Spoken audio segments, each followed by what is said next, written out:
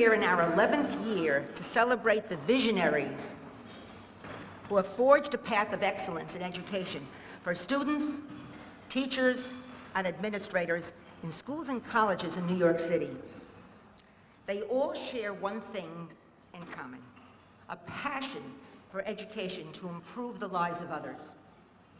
Over 30 award-winning teachers and administrators have prepared their most effective creative lessons, and they will appear online at educationupdate.com. These lessons can serve as a paradigm for others around the nation. Our three distinguished leaders in education, President of Teachers College, Susan Furman, President of City College, Lisa Cuoco, and Dean of the NYU Steinhardt School of Education, Mary Brabeck, are exemplars of their college's mottos. Teachers College motto, "In thy light shall we see light." TC is now celebrating its 125th anniversary, has been in the forefront of teachers' education since its founding, including the Cowan Financial Literacy Program, soon to be launched for teachers in New York, Arizona, Minnesota, and North Carolina. The City College of New York motto is "Look to the past, present, and future." City College was the first free public institution of higher education in the United States and a leader in the sciences and engineering. The New York Steinhardt School of Education, the motto is "To persevere and to excel." NYU has cast its mantle over the globe. A few thank yous in order. I want to thank Bob Isaacson of CUNY TV for always filming our events in the most professional way. To Andre Beckles, photographer par excellence, who can make anyone look beautiful. Thanks to my wonderful husband, who shares my belief in the power of education and is a professor of medicine at Cornell. And thanks to my wonderful son and co-publisher, Adam Sugarman, who has shared the hard work and vision that has created Education Update over 16 years. Thanks.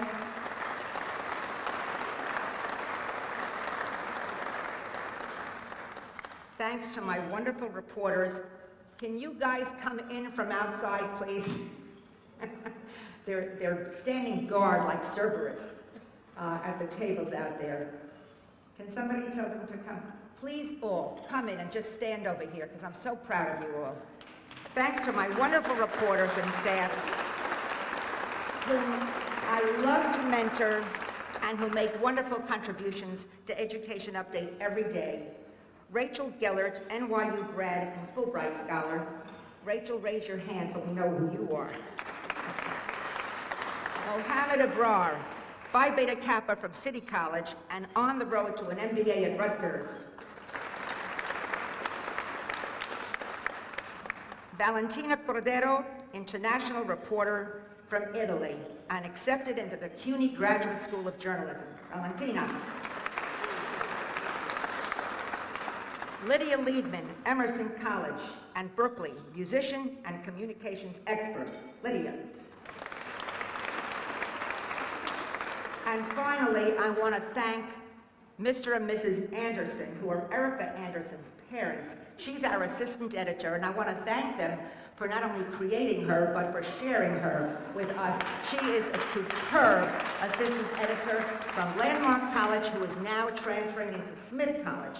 So Erica, thank you for, I thank all of you. You're just terrific. And now a word about our sponsors. Thanks to JetBlue for 4 tickets to wherever they travel. 2 will go to a teacher and 2 to a principal. We will have a drawing at the end of the program, so stick around. Thanks to all of our sponsors who have made this program possible and who have enabled Education Update to continue the excellent work with schools and students. They're all listed in the program. And if you see somebody with a ribbon that says sponsor, go and introduce yourself and shake their hand and say thank you. And finally, as Barack Obama says, a huge shout out to my advisory council, among the sharpest and most powerful brains in education in New York City. Can you please stand, Advisory Council?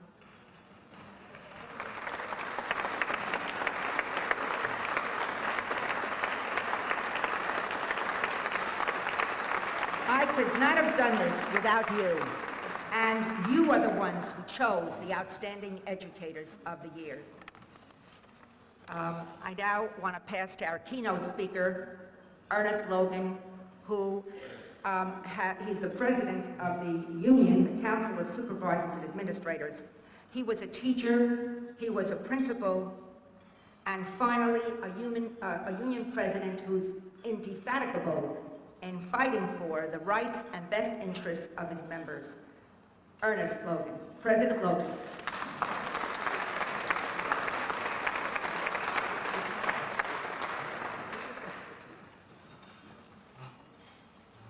Good morning. Thank you, Paula. Let me just first start off by commending the work that Education Update does in our great city. It is interesting, if you met those young people today, Paula has reached out to find some of the best talent and to allow them a place to go and learn their craft. And you know, so many of us don't do that. There are great opportunities here for the people of our city, the students of our city, and I want to commend Paula for not being afraid to reach out and say, let me try this. Let me give somebody an opportunity to learn this skill. And that's what's critical about what's important in this city, this great city. Good, okay. So first let me congratulate those who are being honored today, school leaders and teachers, our distinguished educators from the university. Look at all of you and what you have done. Then think about the reasons why we're being recognized today. So when you read all the doom and gloom, stories about public education in New York City, and the quality of America's teachers and educators and school leaders, you'll see that there's a huge disconnect between the picture that the media presents and the picture that we see in this room this very morning. Everything I want to say to you today is about my faith in the quality of educational leaders in this great city. I'm going to talk to you a little bit this morning about the culture of testing. I'm going to talk about the real role of corporate America in education. And then I'm going to leave you some thoughts with the kind of school governance that makes sense. You play an important role in all three of those titles. First, many of you were with us in Brooklyn when we had TED Talks in education at BAM in May. There were educators from all over the country talking about their passion for what they do. Well-known people were there too, like Sir Ken Robinson, Geoffrey Canada, Bill Gates, and our amazing host that morning was John Legend, who talked about his own role as a student and about the educators who affected his life. They were all passionate. The most interesting thing, though, was that they all, even Bill Gates, talked about the overemphasis of testing and that it was getting in the way as educators and the way your students learn. Think about that. Even Bill Gates spent a lot of money talking about testing. Realize we put an overemphasis on testing. Geoffrey Canada warned us that tests were never meant to be used as punishment or for reasons for closing schools. Gates said that testing had gone too far. And Sir Kenneth, and those of you who know Sir Kenneth, said he would be happy if he never saw any testing again. Most people who spoke thought testing had only a little to do with teaching and learning. And I agree with them. That day we were in the midst of a national scandal about educators accused of cheating on tests. And all I could think of while I was sitting in that room was the inhuman pressure we've all been put under, which really didn't exist when I was a teacher, an AP and a principal. I was thinking back. Maybe we should go back to the future. Return to the days when kids took an exam without any preparation, forgot what they learned, but it allowed us as educators to look and see what their weaknesses were and then adjust our teaching to what their needs were. And we helped them to overcome those weaknesses. But I have faith in you. You've been watching your children being tested on material that's considered part of the Common Core, but hasn't even been introduced into the classrooms yet. You've been comforting children crying in the halls, scared of failure. You've been watching testing contracts being signed with companies that are owned by billionaires, and this is just nuts. And you're not really accepting it. Over a year ago, Long Island principals were writing powerful open letters to legislators and to the public about over-testing. This year, a group of New York City principals published an open letter that was just as strong.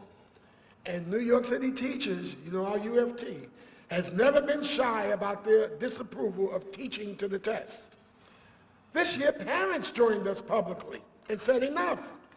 It's no accident at all, that last week Secretary Duncan told state education officials that they could delay using teacher evaluations that incorporate test results for personal determinations by another year until 2016-17. Not to go backwards, but let's stop a minute and pause and make sure what we're doing is right.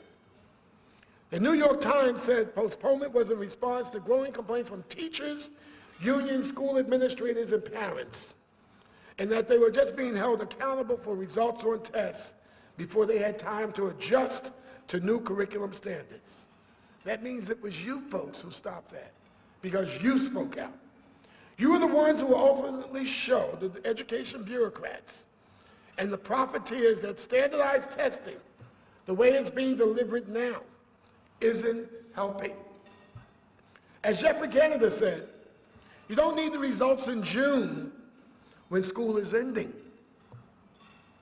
Standardized testing should be used for diagnostic reasons to help children learn. This whole system should be revamped so that every student who enters a classroom in September gets a standardized test that's diagnostic. And then in mid-year, again, so we can see where they are. And then we can quickly change what we're doing in our practice to help them succeed.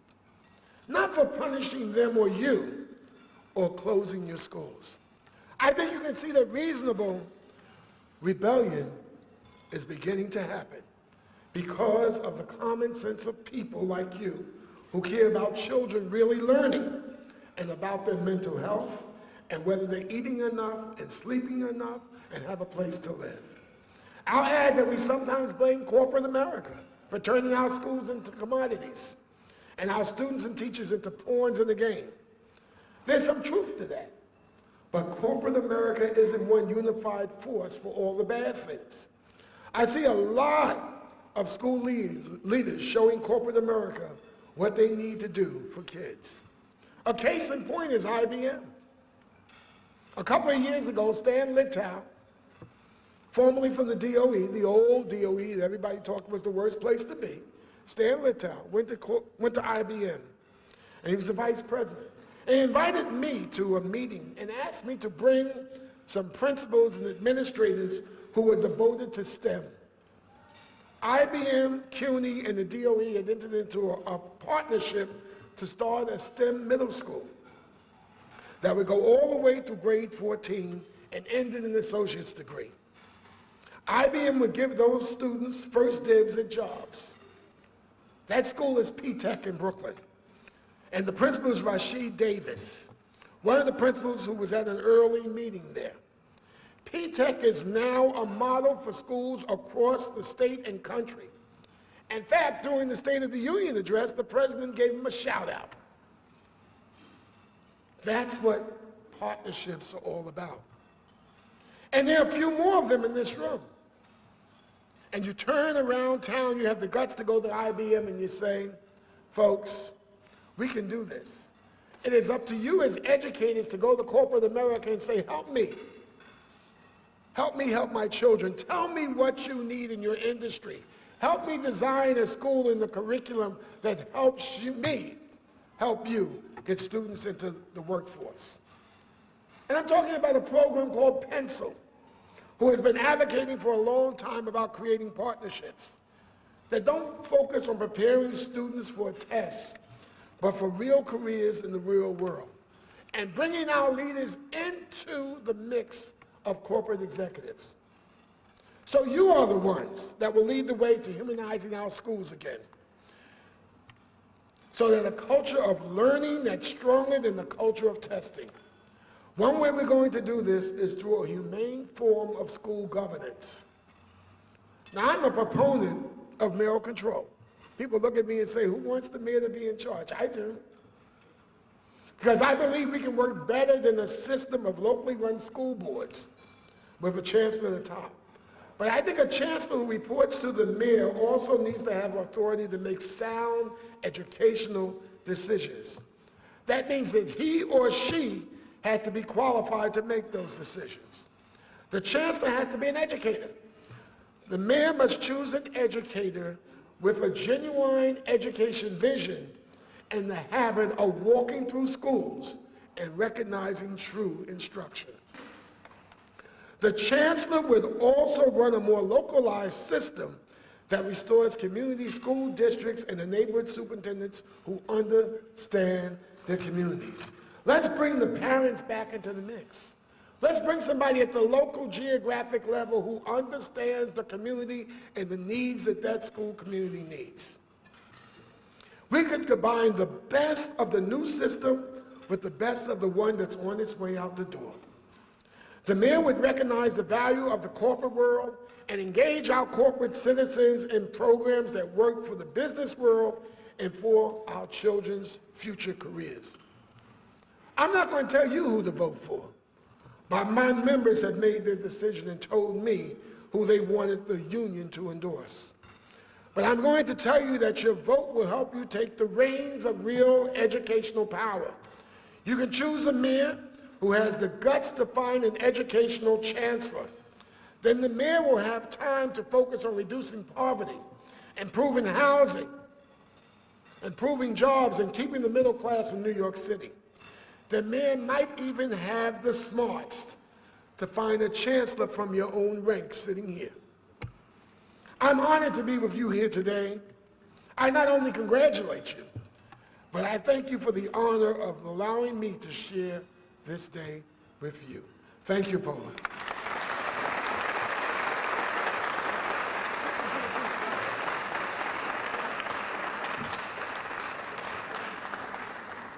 Thank you, Ernest. As always, you are so inspiring. We're ready to follow you out of the room. So, I want to talk a little bit about the award presenters. The award presenters are superb educators. Senior Vice Chancellor Jay Hershenson of CUNY, who has been called Mr. CUNY and is himself a CUNY graduate, understands the importance of support and mentoring in education. Senior Vice Chancellor, I'd like to call you up now to present the first award.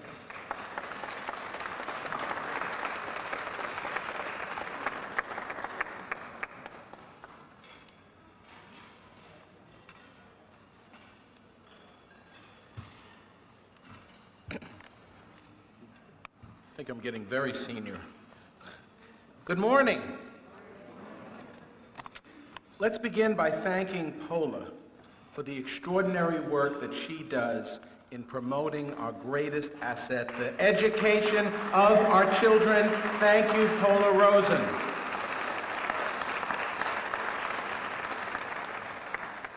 It's truly an honor to join you today to recognize and to celebrate three of the most exceptional and committed education leaders in New York City. Three women whose work is incredibly important in creating and sharing knowledge, in educating future generations, and in helping to build our city's future. Remember, every month is Women Making History Month. Doesn't that deserve a round of applause?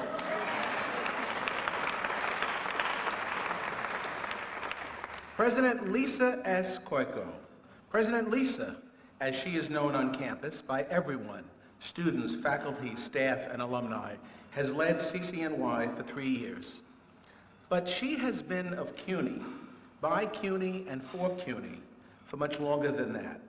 Like me, she rose out of the CUNY of the 1970s. She graduated from Brooklyn College. Brooklyn College, Edith, right? That deserves a round of applause. Brooklyn is always in the house. She graduated with honors in biology, and I guess it was a long time ago. It was around the same time I attended Queens College.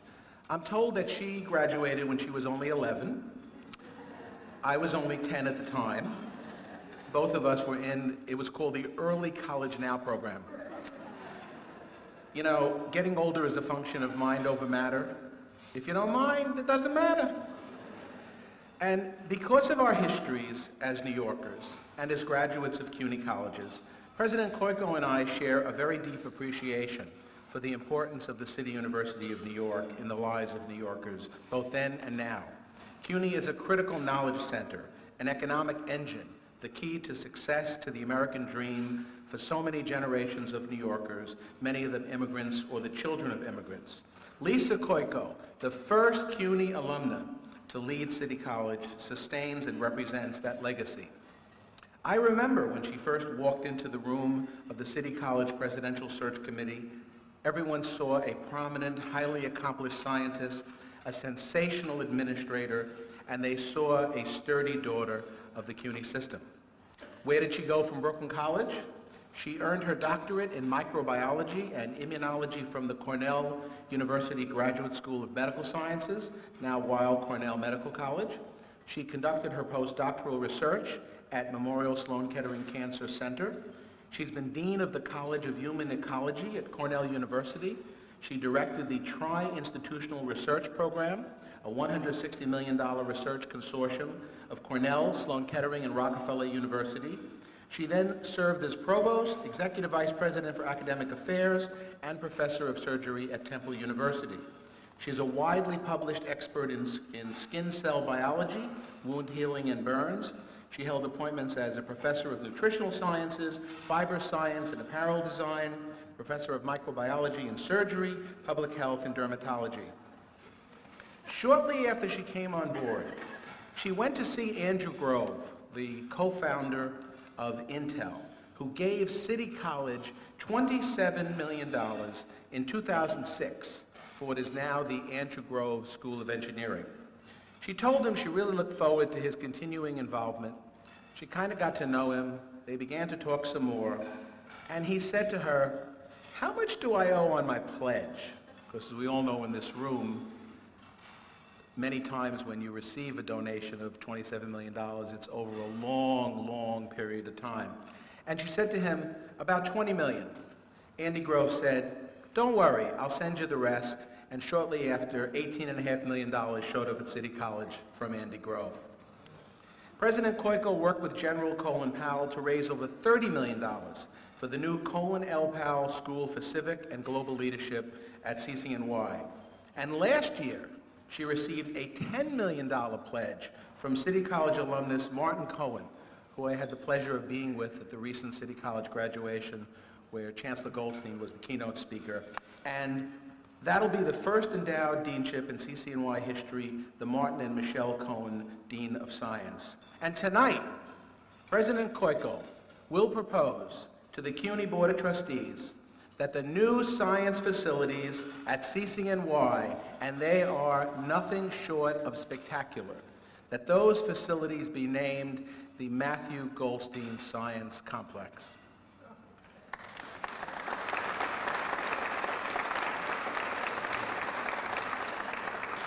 So this award is about a great leader of City College, the alma mater of 9 Nobel Prize winners, a science powerhouse, an engineering powerhouse, a powerhouse on every level.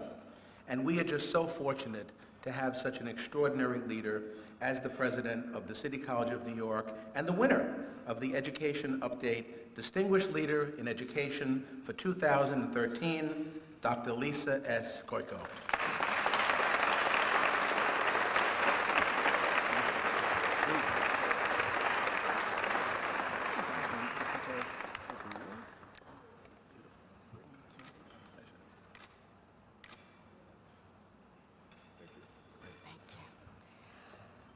Thank you, Jay, for that wonderful introduction, and thank you all and good morning. It is a beautiful day, a beautiful summer day here in New York City, and I want to congratulate all of the honorees today, all of the New York City public school teachers and administrators that work every day tirelessly, not thinking of themselves, but only thinking of the success of their students. And this award wouldn't be possible without my team that is sitting here, because this is truly a group award. So I applaud you, my team at City College. So thank you. To me, it's such a joy to be the leader of the City College of New York. It is all about the joy of seeing students succeed. And I am a proud CUNY alumna, a proud product of New York City public school systems from elementary school right through college. And we continue at CUNY to provide that same platform. We continue to be the place in which first-generation immigrants can come and find a home and find success, receive an outstanding world-class education, and now with $1 billion worth of science buildings, being at the cutting edge of discovery in the STEM fields. And for me, it's truly a personal thing, because I see the transformative effect of education. Both of my grandmothers came over from Europe. One grandmother was sent to work in the factories when she was 7 years old. My other grandmother came through Ellis Island at 12 years old, married by 14. And I remember seeing my grandmother sign her name with an X. And I couldn't understand it when I was 13. I'd say, you know, what is this X? She has a name. And I think about it, those are my grandmothers. Without an education, where would I be? My grandmother signed her name with an X. I signed my name, Lisa S. Koiko, president of the City College of New York. That's what it's all about. So, thank you. I am very proud. I am very humbled. Thank you, Paula. It's just a wonderful day. Thank you very much.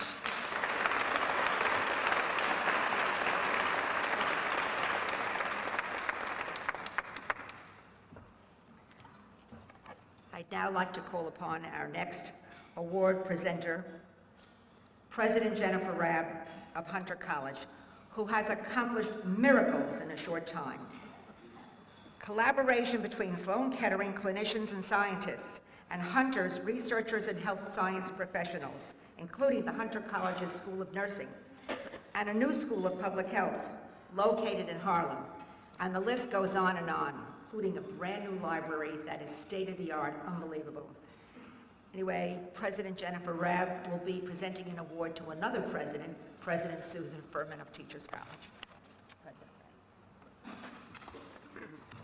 I think, Paula, my biggest accomplishment was getting you as our tenant. That was pretty smart. To our fearless leader, Jay, like many other rock stars known by only his first name. To Ernie Logan, our partner in principal training. We're so proud to work with you. Mary Braybeck, I want to congratulate you as a colleague, and although you'll be introduced by your wonderful NYU colleague, I want to give shout out to Charlotte Frank as our Hunter College alum, the woman who taught us all how to use a cafeteria voice. And Lisa, I couldn't think of a more well-deserved award. You're an extraordinary colleague, a wonderful advisor, an incredibly wise person, and a great friend. Susan, what a wonderful honor today to add this incredible award to your very, very long list of important awards, from Cranes to the City Controller, to your alma mater, Northwestern, to your place where you started your teaching career, Rutgers. The list is just too long to list today. You are a brilliant researcher in the area of education policy, involved with the Center for Policy Research and Education, president of the National Academy for Education, involved with the Carnegie Foundation, and with your groundbreaking work supported by grants from the National Science Foundation, the Department of Education, and the list goes on. But your research is not in the ivory tower. Your research is applied. It is with the passion of your heart to improve education.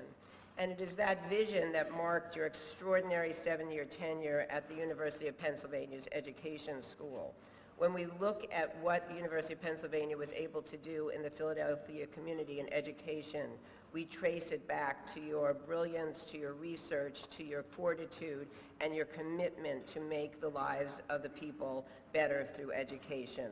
And you have brought that vision and passion to Teachers College. Once again, there's a new school in the neighborhood because of your vision that Teachers College had to bring their scholarship, their research, and their commitment to the neighborhood. And another great mark of your tenure is so admirable at Teachers College, and that's your commitment to raising the scholarship so that nobody, because of means, is denied a phenomenal Teachers College education. You are a great fundraiser, and you showed that during times when the market was down. You persevered for your students.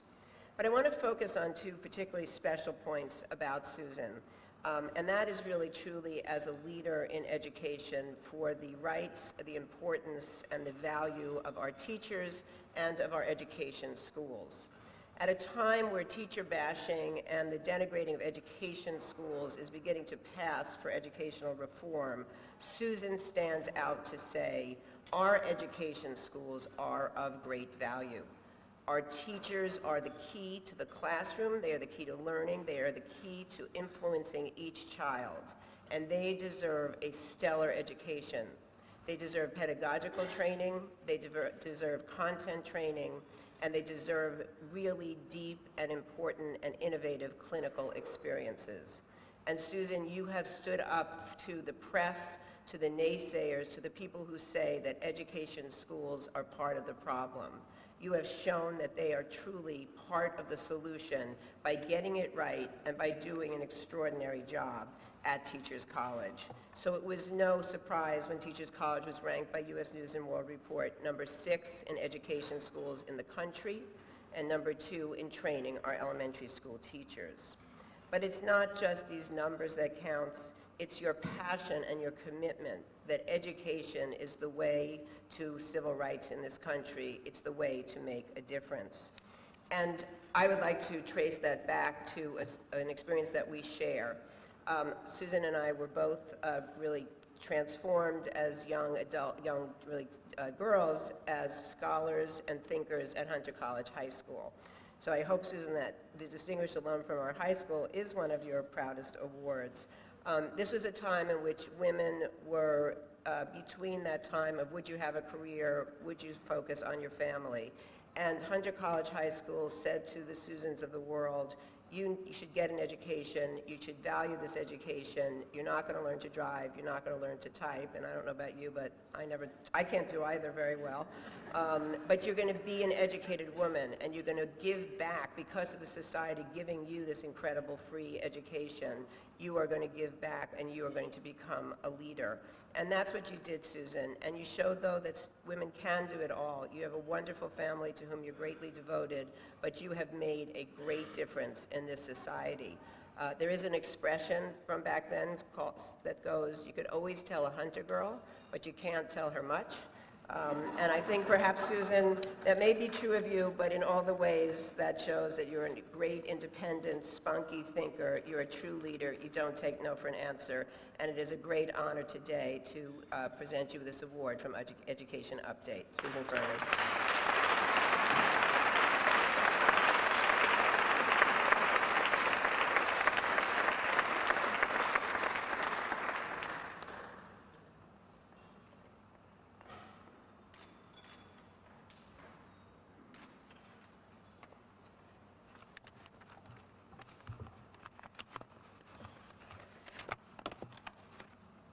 So thank you so much, Jennifer. I did have to go to a little summer school somewhere else to learn to type.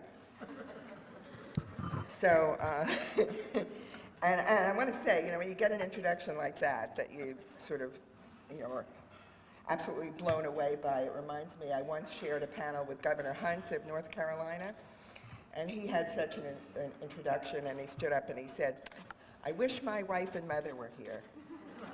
My wife would have appreciated it, and my mother would have believed it." So thank you, Jennifer. Thank you, Education Update, for this wonderful honor. I'm so delighted and humbled to be recognized along with President Koiko and Dean Brabeck. Thank you, Ernest, for that rousing keynote early in the morning. We all appreciate it. And Paula, who deserves extraordinary applause for her commitment to keeping education news and issues front and center. So we all want to thank you for what you do for education. So Paula is one of Teachers College's 90,000 living alumni. When you are 125 years old and you're as large as Teachers College is, you can have so many alums. Could I just see a show of hands of how many in this room are among the 90,000? Yes, well, hi and welcome, and we'll be contacting you about our wonderful 125th anniversary campaign. So, and of course, I'm so fortunate to have exceptional leadership at Teachers College. We have one of our trustees, Joyce Cowan, here. You already heard about her fantastic project along with Paula and others in financial literacy, and Joyce has been such a great supporter and leader at TC, and I want to recognize our whole Teachers College team over here at table 8. So thank you all. I'm so pleased that outstanding teachers and principals from around this city are also being recognized today for their accomplishments. It's so important that we celebrate the city's fine educators who work tirelessly every day under difficult conditions to ensure that children in New York have access to an excellent education. It's no news the challenges we all face today: new reform initiatives, funding constraints, and the changing needs of an ever more diverse student population, and an increasingly complex and more technological world. But as we mark our 125th year at TC and we look back to 1888, and we think about the challenges then: industrialization and technology were creating both vast wealth and deep economic uncertainty. A vast new influx of people was pouring into the United States from around the world. Communities were grappling with issues of health, race relations, education, and crime. Sound familiar? So I don't mean this to depress, but to say that we are always facing challenges, and in the 1880s, Teachers College was able to make a great mark, and I hope that we can in the 21st century as well. We have so much work to do on so many fronts. We must engage our best minds to transform our schools, address the most pressing needs of our communities, and harness the power of research and technology to support more effective learning. So, once again, thank you all. It's an honor to be honored and to be among the many talented educators and leaders in this room. Thanks.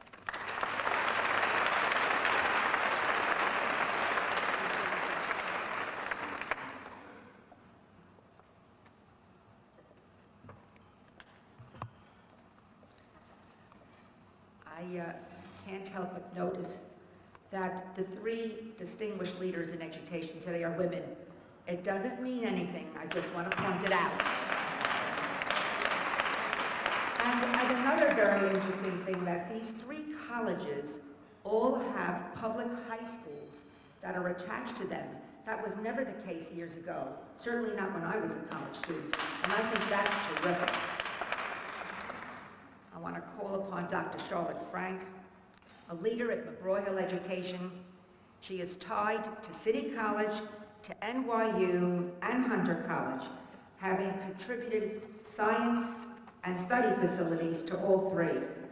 She's played an active role in international as well as national education, and she recently received among her, is it 69 awards now or 79 awards, but most recently from NYU and an organization for special needs children called Shalva. I give you, Shalva, thank you. I give you Dr. Frank. Help me up here.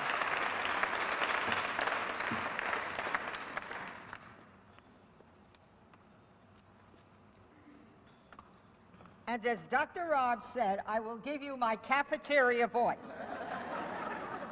I'll go back here, but that shows I have never lost my school education, schoolyard voice. But, It is really an absolute honor to be here today, to hear everybody talk about education in a very positive way. You don't hear that, and you hear about people working together. All right? I guess I have to go back to my cafeteria voice. It is my honor to present an award to honor Mary M. Brayback, Ph.D., Gail and Ira Drucker, Dean and Professor of Applied Psychology at the Steinhardt School of Culture, Education, and Human Development at New York University.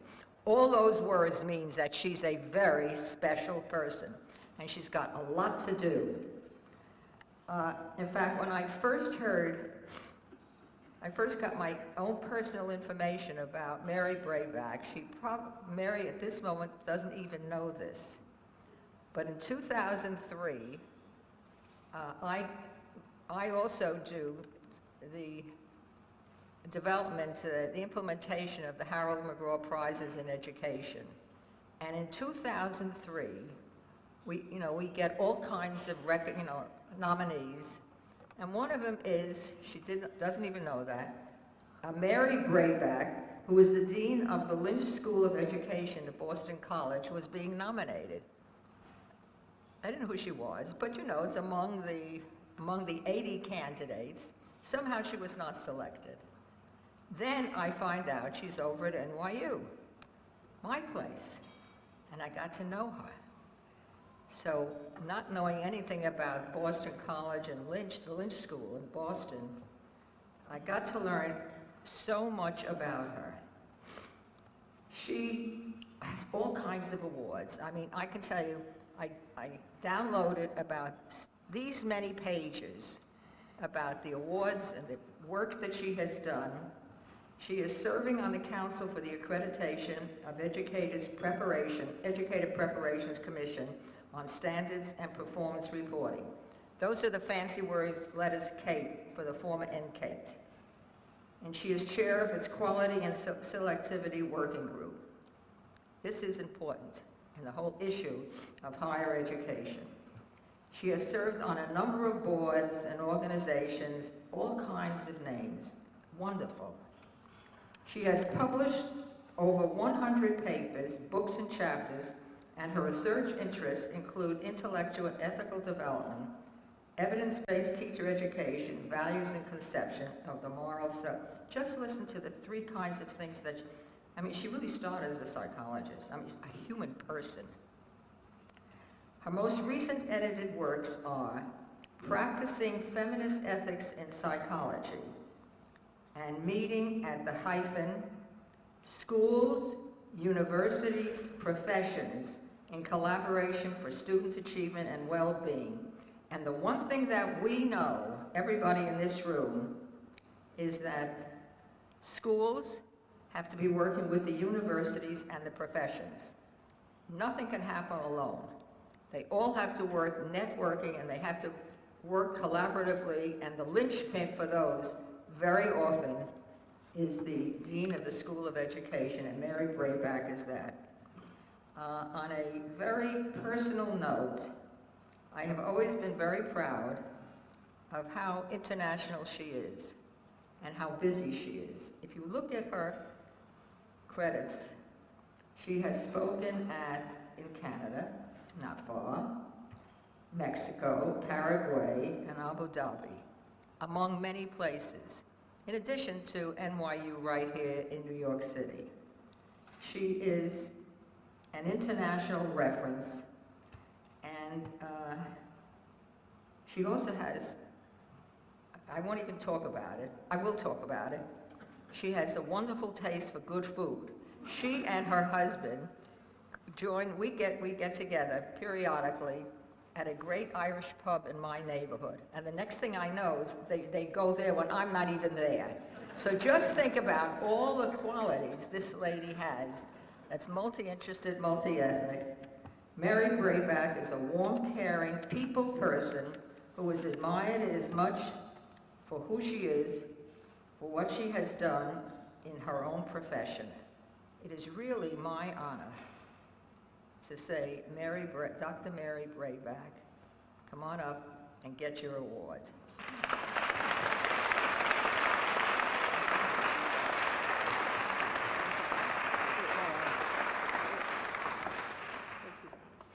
I have 22 stitches, that's what's taking me a long time.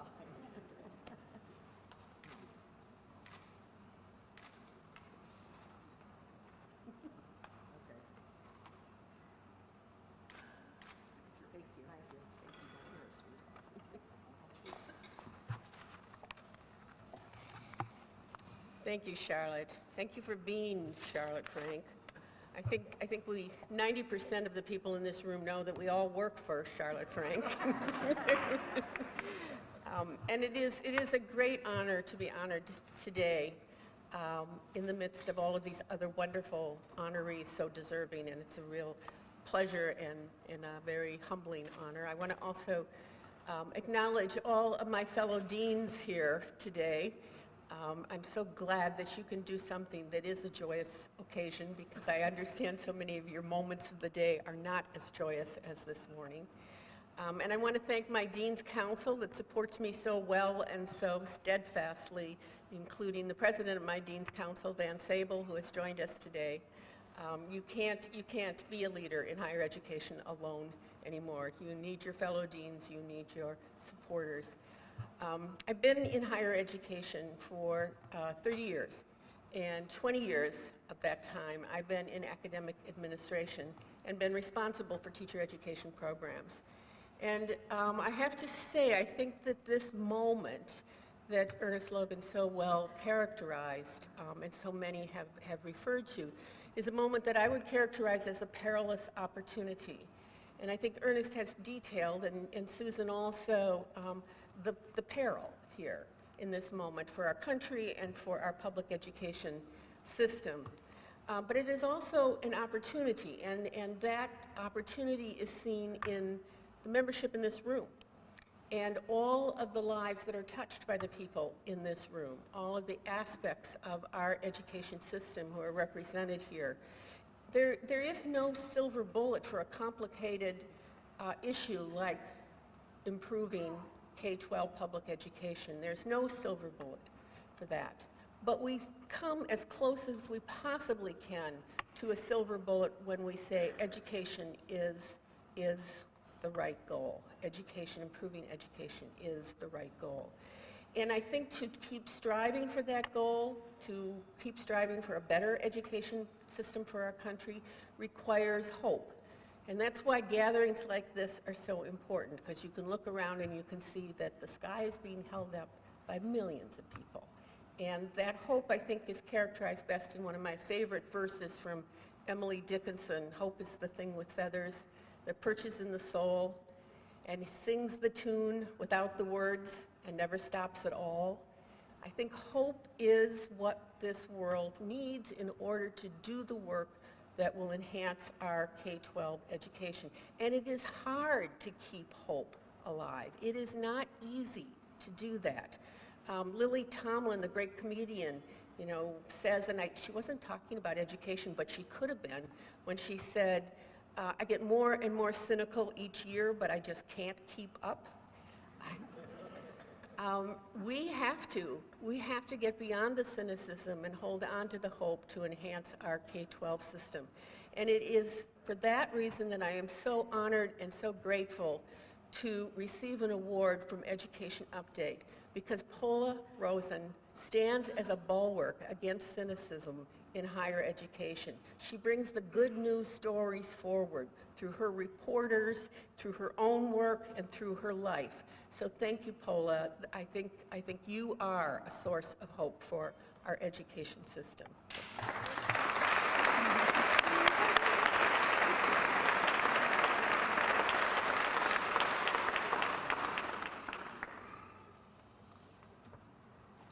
I love Emily Dickinson also.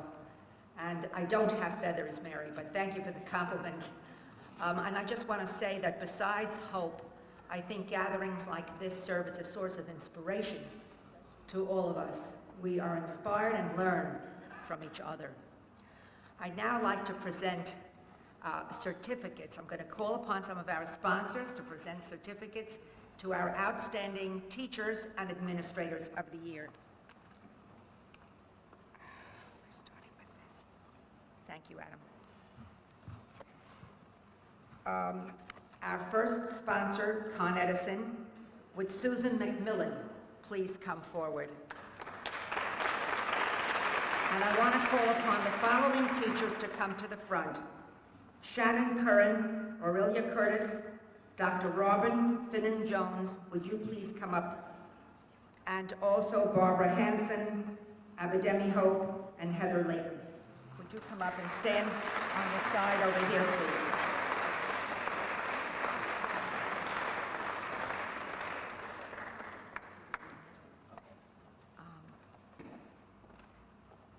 Susan, thank you. And if you read the names of the first one and present that certificate, would you all stand on the side, please? And then we can photograph you. When your name is called, you come and be photographed with Susan. Shannon Curran. Shannon is the principal of the Urban Assembly School for Law and Justice in Brooklyn.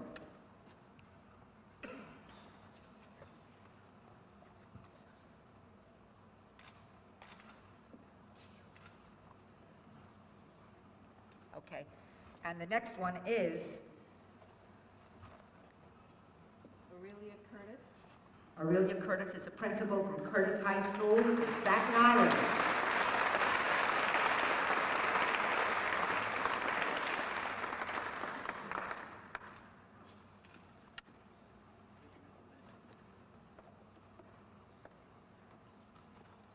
Robin Finnan-Jones.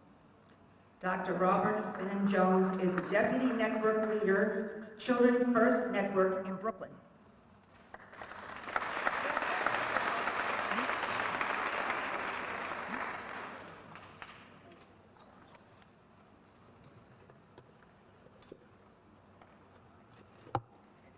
And we have an extra medal for you. Oh, well, thank Please. you. And thank you so much. Susan, thank you. Thank you very much. Our next sponsor from the Young Women's Leadership School of East Harlem, Dr. Althea Tyson. Are you here? Would you please come up? And just stand on the side over here.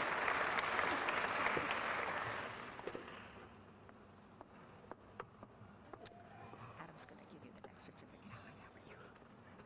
Adam, would you give it? Oh, we're changing? Yeah. No. We're doing this.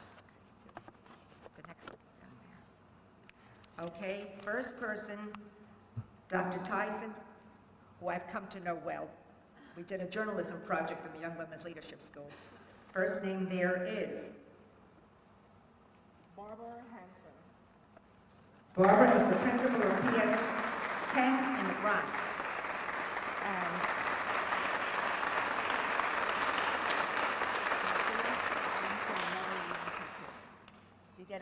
you get a medal.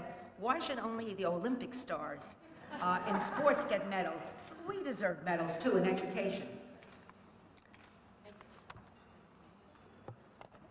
And the next one. Abidemi Hope.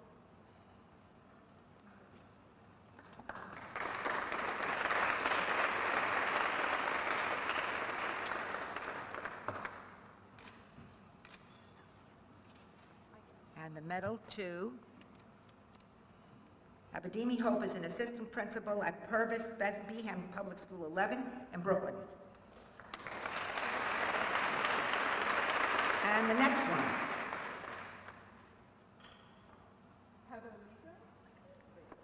Heather is a principal at PS 53 in Brooklyn.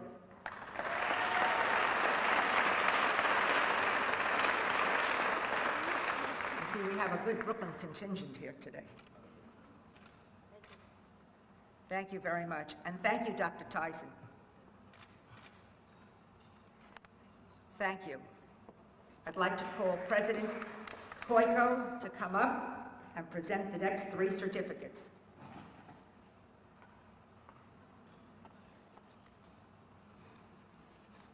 Okay, with the following 3 come up: Wanda Mendez, Brian O'Connell, and Aliyu Diop. Forgive me if I mispronounced that name.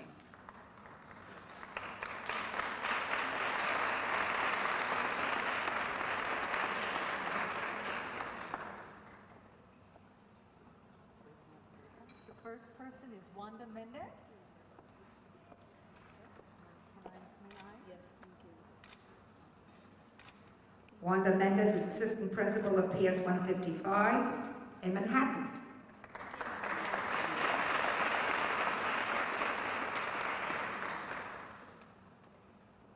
Brian O'Connell. Brian is a principal of Scholars Academy in Staten Island.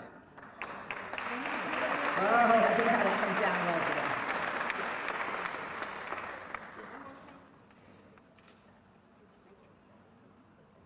And the third one is, can you help us with the pronunciation, please? Aliyu Diop. Thank you. Aliyu Diop is the Academy for Scholarship and Entrepreneurship in the Bronx.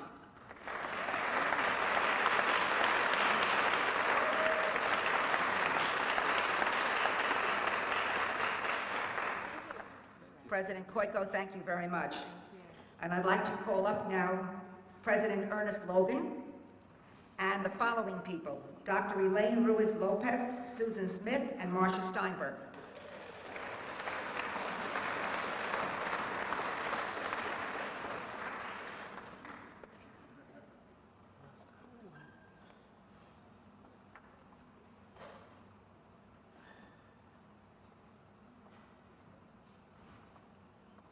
Elaine Ruiz Lopez.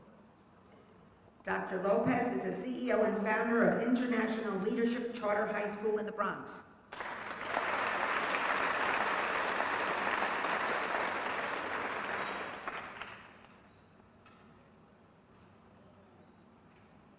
Susan Smith. Susan Smith, Supervisor of Teachers of the Visually Impaired at the Hungerford School in Staten Island.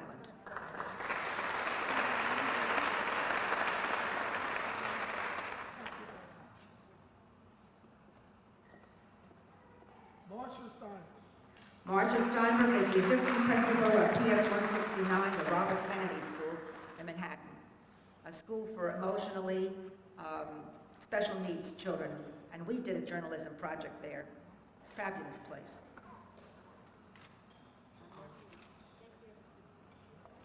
Thank you so much, President Logan. Congratulations. Is Jay Hershenson still here? No. Okay. Michael Arena, would you like to come up and give the awards out in Jay's name? All right. So Michael Arena, who's in charge of communications and a lot of other things, and Pulitzer Prize? I had one, yes. Only one Pulitzer Prize. I'm still trying for mine. Anyway, with the following, please come up: Alicia Ali, Jaya Barney, and Anandani Barwani. Would you please come up?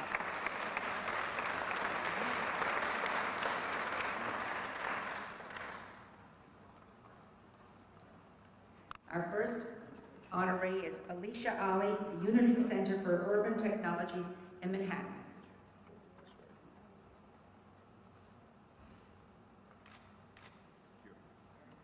Did she have a medal?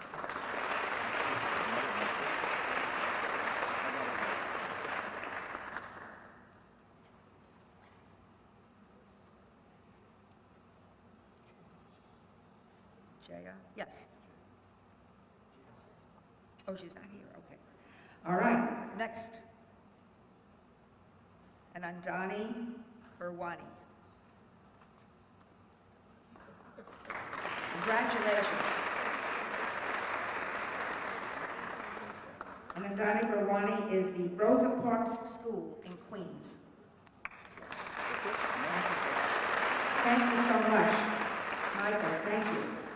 I now want to call upon Joyce Cowan and the following people come up to receive their awards. Maria Elena Buckley and Rita Carstens Hall. Please come up.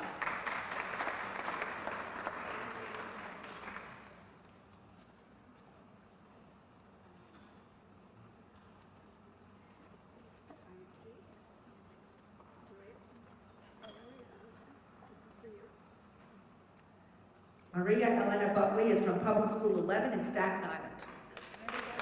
Congratulations.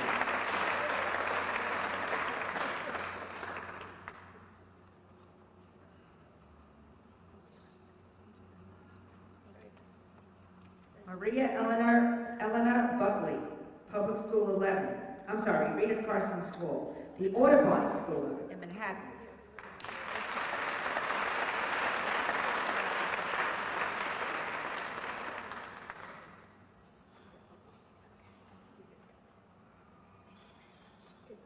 Thank you, and thank you, Joyce. Thank you, Paula. I'd like to call upon Dr. Charlotte Frank from McGraw-Hill, and the following people please come up: Daniel Fairberg and Deborah Gillick.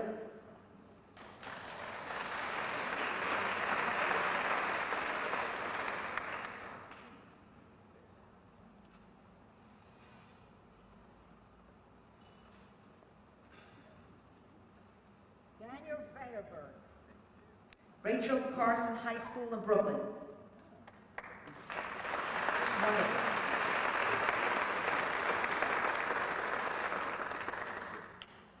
Thank you. And Deborah Gillick, Liberation Diploma Plus High School in Brooklyn.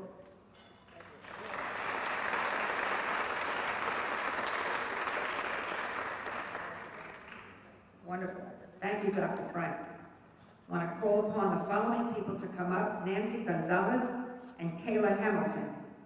And is Dr. McCartney here? Okay. Well, let me ask President Susan Furman to come up and present these awards. So Nancy Gonzalez, Kayla, okay, great.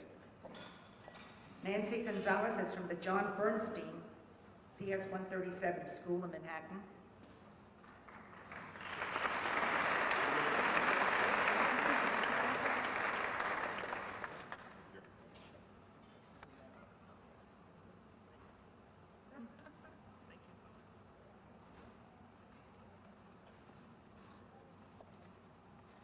Kayla Hamilton is from Global Technology Preparatory School in Manhattan.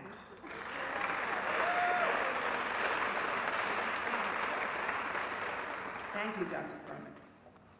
I'd like to call upon Tom Mariani from Linda Mood Bell Learning Centers. Tom, are you here? I saw you earlier today. Ah, here he is. All right, I was looking in the wrong direction. Would the following please come up? Mallory Kenny.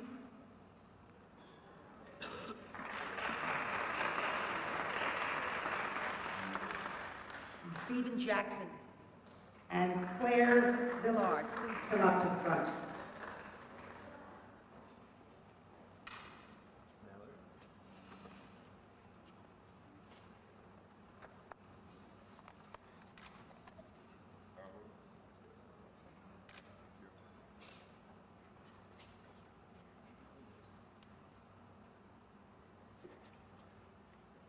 Stephen Jackson. Stephen Jackson from PSMS 278 in Manhattan.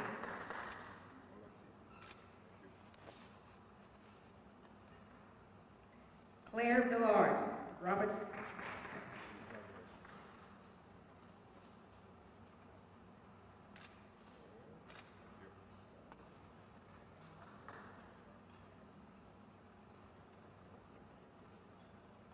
Tom, thank you so much. Thank you. I want to call upon David Willingham, Director of Training Operations at Tech. Is David here? David, great. All right. And that's okay. You're in the hedge fund. You're perfect for hedge fund. Sreko Maverick, would you please come up?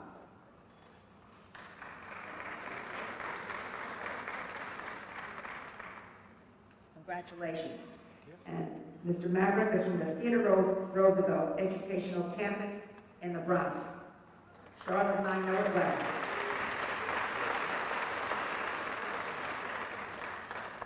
Thank you very much. Let's see. David, thank you so much. Thank you. I want to call upon Dr. Harold Koplowitz, who will be representing Daniel and Brooke Knightish, and with Jorge Santos, please come up.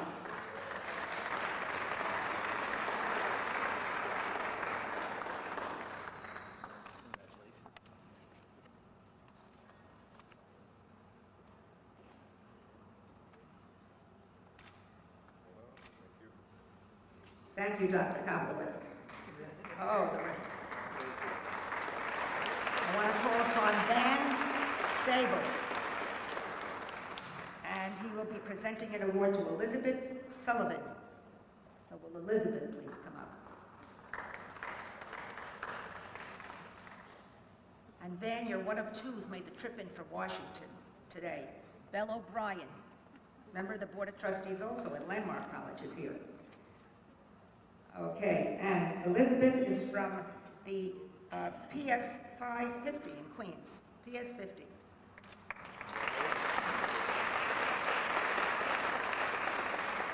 Thank you, Van. Thank you so much. And last but not least, M&T Bank. John Kitty, would you come up, please?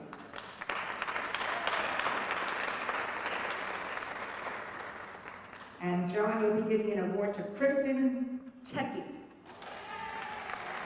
All right. Who is from the Humberford School in Staten Island. And I'm probably pretty safe to say the Staten Island folks have come from the furthest. Over the bridge, through the tunnel.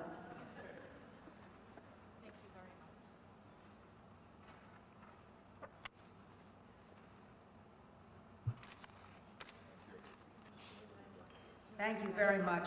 Thank you all. And now from the JetBlue tickets, who's going to be the winner? I want to call upon the head of the, one second now, I want to get the certificate.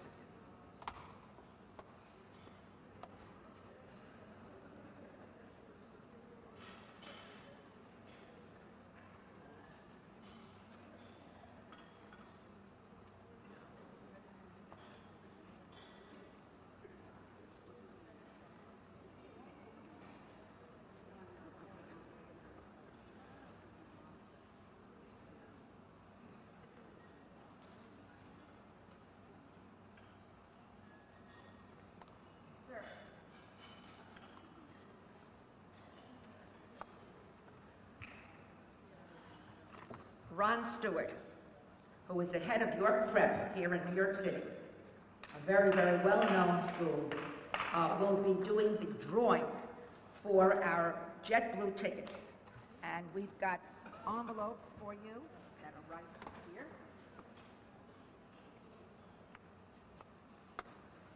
These are the teachers, these are the administrators, and Ron, would you stick your hand in and take out two winners? And notice that they're sealed, and all he has to do is mix them up, not look.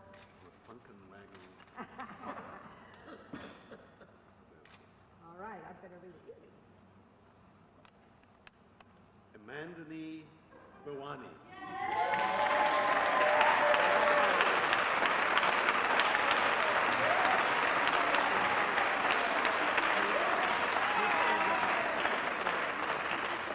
Congratulations. Stand next to Mr. Stewart and get your tickets and all.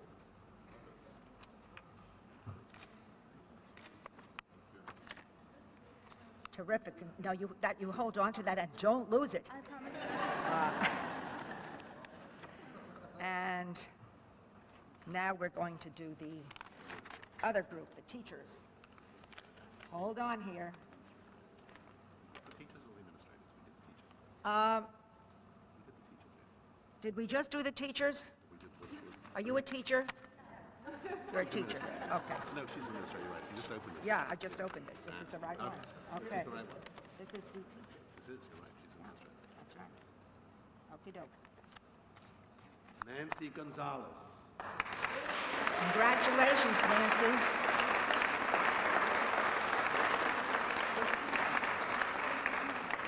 All right, Nancy, you're on your way to wherever you want to go.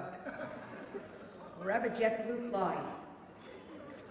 I think she's very happy.